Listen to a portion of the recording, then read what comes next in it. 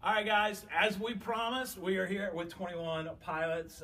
They kind of get pissed at me because I'm always on the air saying, you know, my favorite, 21 Pilotes, and they call and they're like, you can't say that, man. That's not the name of the band. So, do I have permission? Can I say that on the radio? Pilote? Yeah. You know, just having fun with the name. No, I'm cool with that. You're cool with that? Yeah, it's like, it's really up to your interpretation. Yeah. Okay. With you guys, what was the moment that you kind of realized it was more than just being individual guys? And really, all of a sudden, people started recognizing you, and you're like, "Oh shoot, man, this thing is getting kind of big." What was that moment for y'all? I guess in a way that moment happens a little bit every day. I'm trying to think. Do you have any specific? I think I'll always remember like the 4th of July, maybe a couple years ago. In Columbus, Ohio, where we're from, I rode my bike downtown to meet up with some friends, and once I got down there, because there's like, they do the fireworks down there and stuff, and so there's like 100,000 people or whatever, so I lost cell service. Couldn't get a hold of my friends, and so I ended up watching these fireworks by myself, and the local radio station there had a playlist, and our song was on there, and I was standing there by myself with my bike, and the song comes on, and then all of a sudden, like, everybody just like turns their heads and looks at me. Looks at you. Like, and I'm like by myself. I got like my helmet on, right? And I'm just like, hey guys. So that was like kind of a funny moment, but it was like also it was kind of. I mean, it was cool too, because it was just like, dang, like all these people are hearing our music in a way that I never really like imagined. Right. And so it was cool. I remember mine. Now that I'm thinking about it. All right, dive in. We were in Australia, and we had an off day, and I had my wife on tour with us. And so we went out and we walked by this like a massage parlor thing. We're like, hey, let's get like a massage, like a couples massage. And so, you know, they didn't do couples massages, so like they didn't have like 2 beds in one room, so they kind of had this like partitioned off thing. So I was like, that sucks. Like we can't like be around together during one of these massages. But so anyway, there's this dude massaging me, and kind of this like lanky guy, and I think he was Asian, and just no expression on his face, very relaxed, and didn't like, you could tell he was tired and he didn't want to be there, and so he's kind of like doing the thing, and I'm laying there like with, you know, just a towel on or whatever, and afterwards, and then he finishes up, because you always know they're done when they start hitting you.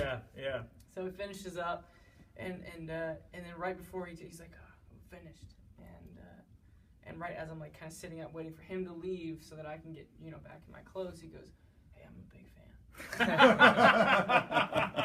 fan. You're like, great. And I was like, what the heck just happened? I don't think I've gotten a massage since then, honestly. You've been scarred for life with that one. So, all right. Well, I got a couple listener questions for you. Then, first of all, we'd like to ask you guys to clarify the rumor, you know, it's true, that you met on Tinder. Very true. Very true. Yeah. How does that story go? How did that even get started? Is that the Tinder one? We probably just told that story. Yeah, you just did that. We just kind of let them know. Okay. Well, as long as you're proud of it. It would be true. Okay, it's not true. It would be true if Tinder was around when we actually met. Yeah. Right. If anyone did their research, they'd realize that that's not true. But we actually met on Match.com. That existed at that point. Well, more relationships start on Match.com than any other site in the world. Yeah. That's right. You know, that's what I hear. So. Yeah. All right, and obviously you're a big fan of the Bell, and we love us some Taco Bell. So you know, standard order. I mean, especially say maybe you're in Hawaii and maybe your wife wanted to eat something local, and you said no, we're going to go try the new quesalupa. Exactly what happened. What would your order be?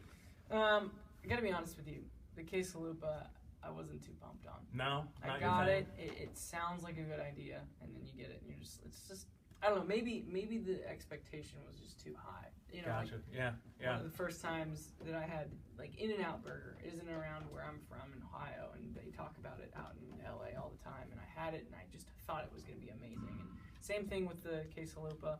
It's the hype. It's the hype. It can ruin it. Yeah. It really can. Happens with movies, happens with music, happens with our show. You could be Quesalupa tonight. The new term, possible. But I think the one go-to for us is probably the cheesy gordita crunch. We both love that one. It's never let us down. I feel like the chicken quesadilla is usually a staple, but they with the jalapeno sauce, they can really make it or break it. Yeah. And your feelings on the Mexi Melt, because that's just a good one. My grandma used to always order that. So it's an old person. I mean, I know I'm a little old. I didn't want to say anything, okay, but I appreciate it. It's all good. That's always a great one. All right, guys. Tonight, the show. We're so stoked. Anything to expect tonight? And greatness. Just how do you want the fans to react in the audience? Hands up, standing on their feet the entire time, singing along every word. If they want to sit, I'll usually allow it. Because he's sitting though. Okay. Yeah, I sit pretty much the whole time. So it's that. like kind of unfair for me to require everyone else to stand. Cool. No, I mean I'll call them out for sitting. All right. Some people get front row, whatever. We'll help out. Especially if they're in the pit and they're sitting. Yeah, that's like kind of a weird thing. Yeah. Why'd you spend your money for that? So. We're just gonna absolutely destroy it tonight. You can expect that. We're gonna crush every expectation, and then we'll just stop it right there. Slowly let you down. I appreciate it. Thank you guys, 21 Pilots.